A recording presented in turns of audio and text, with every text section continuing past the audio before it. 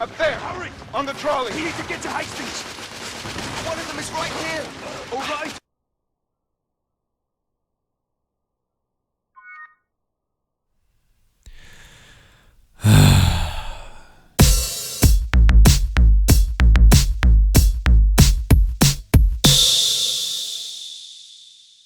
Now, back when this game was formally announced, it had sparked a wee bit of controversy.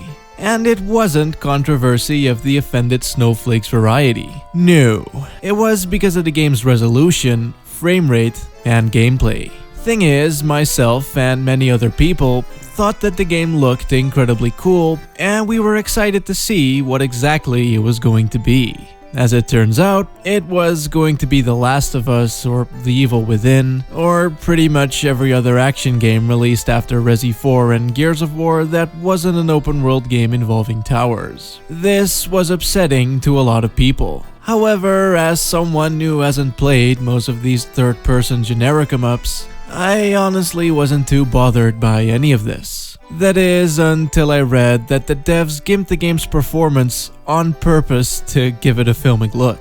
And I really like cinematic games, but it's still a game. And sacrificing the gamey bits in a video game for the sake of filmy bits just seemed like kind of a backwards way of going about designing your game. Still, my excitement for it hasn't been deterred just yet, because I still thought that the game looked incredibly cool. And also because I own a PS4, which is currently being bullied by both the PS2 and the PS3, so it needed some love and care. Oi, you! Anyway, the game tells the tale of Sir Galahad, who is part of the Queen's Royal Knights. And they like to shoot things. And there just so happens to be a bunch of half-breed monster people that need to be shot because they're different. Also, something about rebels that need to be shot because they're poor. And of course, things aren't what you thought they were, blah blah blah. You've heard it all before. Now, the creators of this game openly admitted to prioritizing story and cinematics over gameplay and performance. And while playing the game, it indeed became very clear to me that they really didn't care all that much about the game's gamey bits and how it would actually feel to play. But who fucking cares? I mean, they actually created the perfect cinematic game. Unlike Watch Dogs or Assassin's Creed, the game legitimately plays like an E3 tech demo. It has seamless gameplay to cutscene transitions without jerky animations or static camera angles. It also has the most realistic walking cycles I've ever seen in a game before of all time. And not only that, there's even segments where you aren't allowed to run or reload your weapons, all in the name of creating a truly cinematic game. Now, obviously, there's a reason why real games don't actually play like this. Thing is, doing this will take away a lot of control from the player, since they'll constantly be interrupted by cinematics and animations. Sure, it looks nice in trailers and on YouTube, but actually playing the game can be a really frustrating and tedious experience at times. And all of this is coming from a guy who said this 2 years ago. What I'm trying to say is that gameplay isn't necessarily always the meat of the game. And I still stand by that because it's true. But that doesn't mean that the gameplay has to be as lazy and or generic as it is in the order. I mean, look at Metal Gear or Danganronpa. Both games prioritize story very highly, but they're also designed in a way that the gameplay would be truly unique to the overall experience, which in turn only complements the story since both elements were made with the other in mind.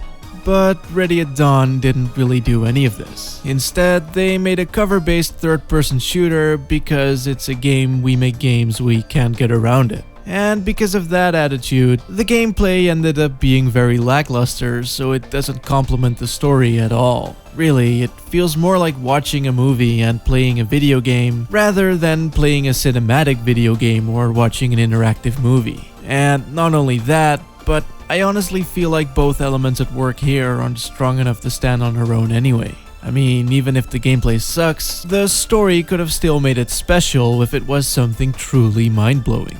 Take Rule of Rose, for instance. That, despite being kind of awful, is still memorable and unique just because of how bizarre the story is. But I honestly feel like the Order's story isn't strong enough to withstand the scrutiny of being presented on its own. And don't get me wrong, it isn't like the story is terrible or anything, even though it is a bit predictable. It's just that if the gameplay wouldn't have been such an afterthought, it could have elevated the story even higher.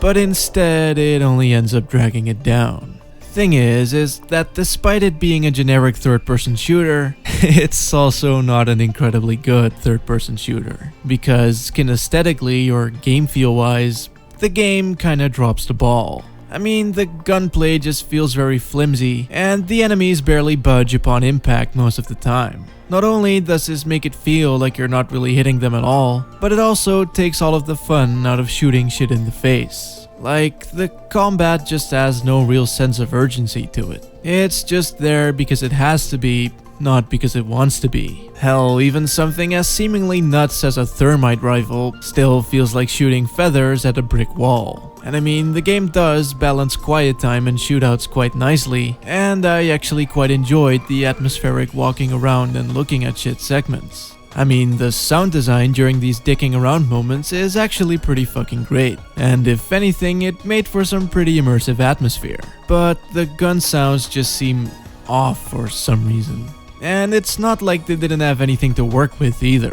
I mean, they have the whole Tesla thing going on, so they could have just used some thunderclaps and 808 kick drums, and before you know it, bang! Now, while I did just say that I actually like the scripted walking segments for what they do atmospherically, it's pretty hard to deny that it's kind of an iffy design choice. Like I said before, it takes away a lot of control from the player. And I get that they're trying to build up atmosphere, and making shit go slow would be an easy way to do that, but it's still a game. And taking away control like that can be pretty frustrating at times. Also, it's one of those games that never takes in account that people won't actually play it like it's an E3 showcase. So you'll end up seeing things you weren't meant to see, cause why would anyone ever look behind? Apart from that, there's also a lot of QuickTime events which always end up feeling very patronizing to me.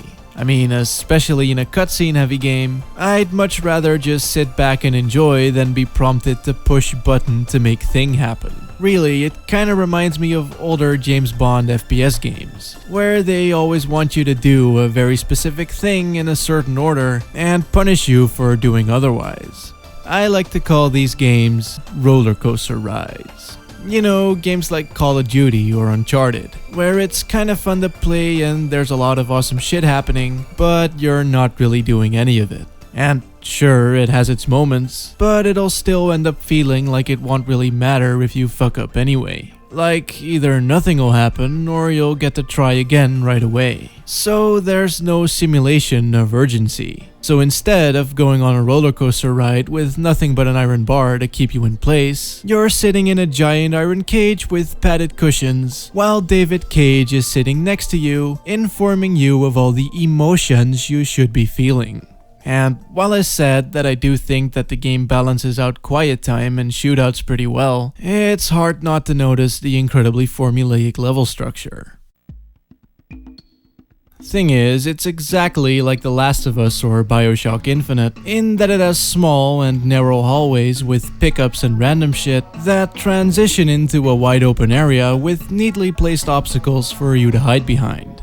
I mean, the game even goes so far as to have explosive red barrels, which, given the overall tone, just end up feeling like a joke more than anything. All that said, it's definitely a pretty good looking game. Especially the dicking around and looking at shit segments really showcase just how pretty the game is. However, the game is also motion blurry as fuck, which not only ruins all the detail whenever the camera pans, but it also ruins the whole filmic vibe the game is going for.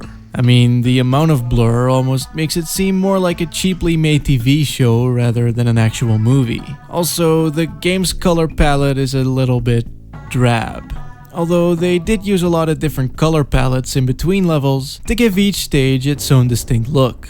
So yeah. Despite everything, I did kinda enjoy the Order for what it was. It's just that what it was could be considered to be generally unenjoyable. Also, as you may already know, the game is about 6 hours long, and it doesn't really have any kind of replayability either. I honestly don't care, since I tend to get bored with things rather quickly anyway, and it wasn't like the game was incredibly good either, so I didn't really mind the fact that the game was polite enough not to overstay its welcome. But if you happen to be short on cash, or you're a kid and this is all you have to play for this month, then yeah, I guess it kinda sucks.